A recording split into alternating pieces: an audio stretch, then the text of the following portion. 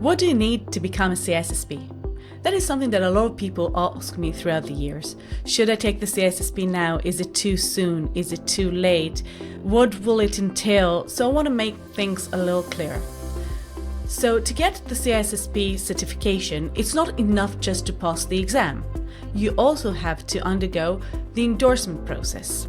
Now, the endorsement process means that someone who's an ISC2 member in good standing is going to endorse you. Is going to say, I know X and I can attest to his or her professional abilities, and I endorse them to get the CISSP.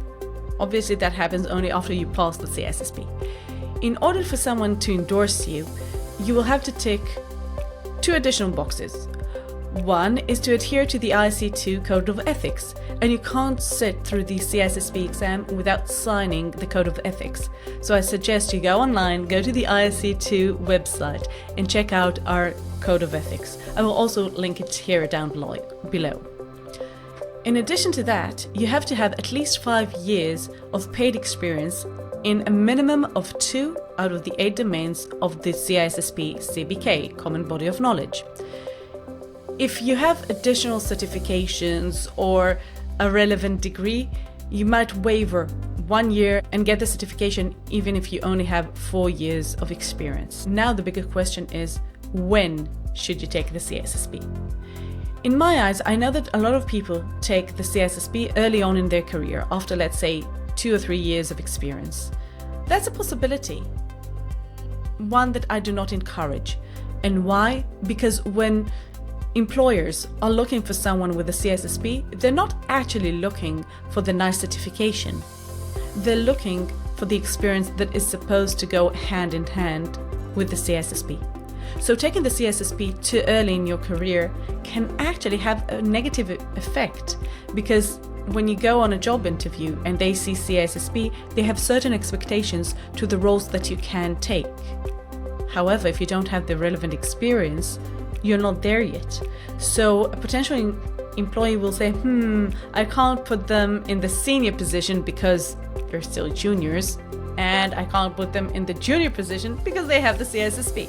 So I say the 5 years of experience is a great guidelines. If you don't have that experience, if you're close to it and you want to propel your career forward, absolutely, that's probably the right time to take it. If you're already with 8 or 10 years of experience, it doesn't mean that you can't take it. It all depends on your career objectives.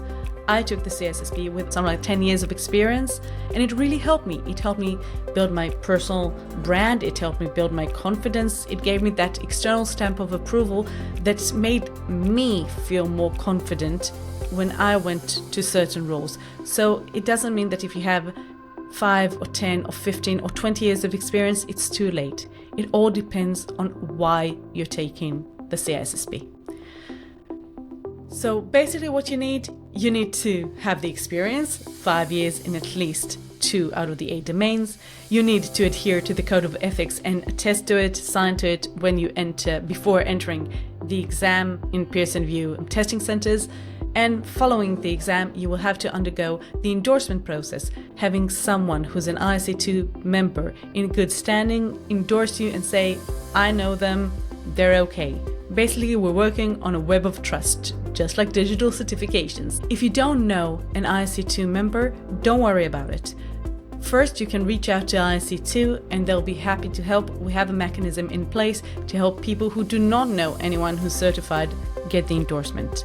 Second, you can always reach out to me. I don't always have time, but when I do, I'm happy to help.